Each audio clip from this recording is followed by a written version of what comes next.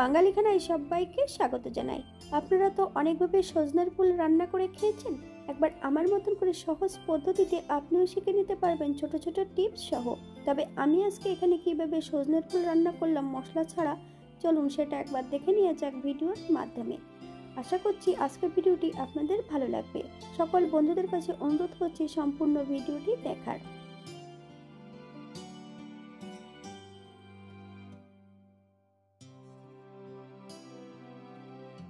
এখানে আমি বেশ কিছুটা সজনের ফুল নিয়ে নিয়েছি, তবে ডাল সহ সজনের ফুল রাখা আছে।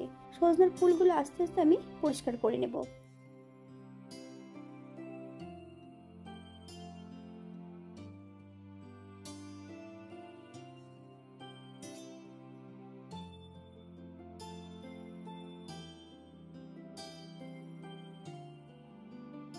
সম্পূর্ণ সজনের ফুলগুলো পরিষ্কার করে ধুয়ে রেখেছি, তবে বেশ ভালো করে জল ছড়িয়ে নিতে হবে।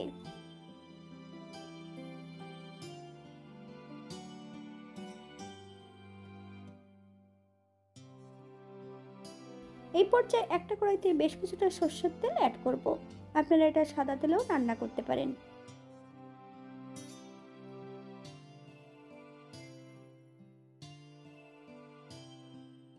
ফোড়নে রেখেছি কালো জিরে, একটা লঙ্কা, তবে কিন্তু এটা শুকনো লঙ্কা নয়, আমি এখানে কাঁচা লঙ্কাই অ্যাড করেছি। লাল রঙের কাঁচা লঙ্কা হাফ চামচ, লবণ।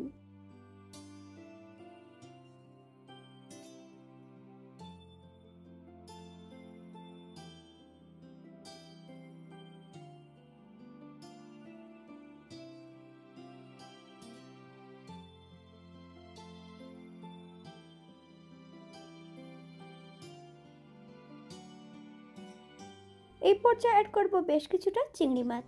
আপনারা যদি পছন্দ করেন তাহলে পরিমাণে বাড়িয়ে দিতে পারেন, তবে আমি এখানে কিন্তু কুচো চিংড়ি নিয়েছি। আপনারা এর থেকে ছোট বড় চিংড়ি নিতে পারেন।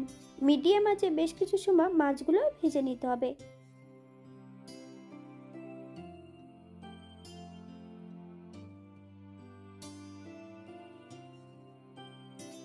এই পর্যায়ে অ্যাড করব সম্পূর্ণ ধুয়ে রাখা সজনের ফুলগুলো।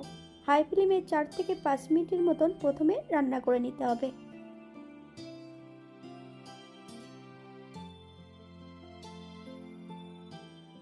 বাঙালি রান্না ঘরোয়া উপকরণ দিয়ে আপনাদের যদি রান্নাগুলো পছন্দ হয় তাহলে চ্যানেলটি সাবস্ক্রাইব করে দিয়ে পাশে থাকবেন।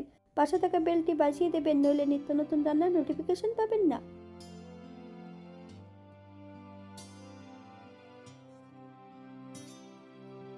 5 মিনিট পর এই পর্যায়ে মিডিয়াম আঁচে 3 থেকে 4 মিনিটের জন্য ঢাকা দিয়ে রেখে দেব।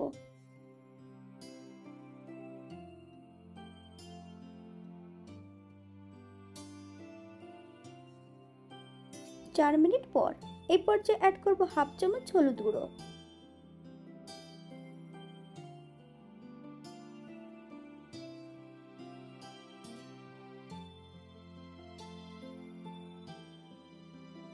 হাফ চামচ চিনি।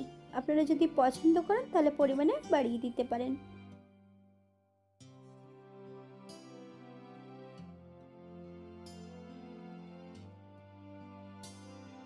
তবে আপনারা এই পর্যায়ে শিলনোড়াতে বেটে নিতে পারেন, সেটা খেতেও কিন্তু খুব সুস্বাদু হবে।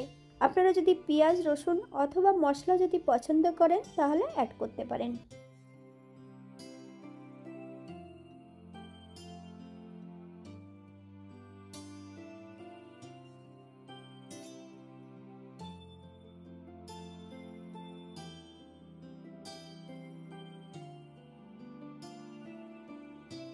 এই পর্যায়ে অ্যাড করব 1 চামচ কাঁচা সরষের তেল। আপনারা যদি পছন্দ করেন তাহলে পরিমাণে বাড়িয়ে দিতে পারেন।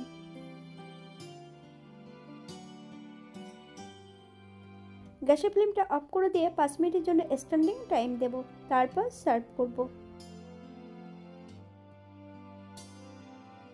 এটা দেখতে যেমন ভারী সুন্দর হয়েছে, এটা গরম ভাতে খেতে কিন্তু অসম্ভব ভালো। যারা এটা বেটে খাবেন, বাটাটা কিন্তু একটু তিতকুটে লাগতে পারে। চিংড়ি মাছের পরিবর্তে আপনারা এখানে পোস্ত দিয়েও করতে পারেন। তবে একবার সজনের ফুল থাকতে থাকলে আপনারা একবার এটা বানিয়ে খেয়ে দেখতে পারেন কতটা সুস্বাদু খেতে। আজকের ভিডিওটি এই পর্যন্ত। সবাই সুস্থ থাকবেন, ভালো থাকবেন। অন্যদিন নতুন রেসিপি নিয়ে আপনাদের সামনে আবার আমি হাজির হব। নতুন ও পুরনো সকল বন্ধুদের অসংখ্য ধন্যবাদ ভিডিওটি দেখার জন্য। হাতে যদি সময় থাকে তাহলে একটা লাইক, কমেন্ট, শেয়ার করবেন।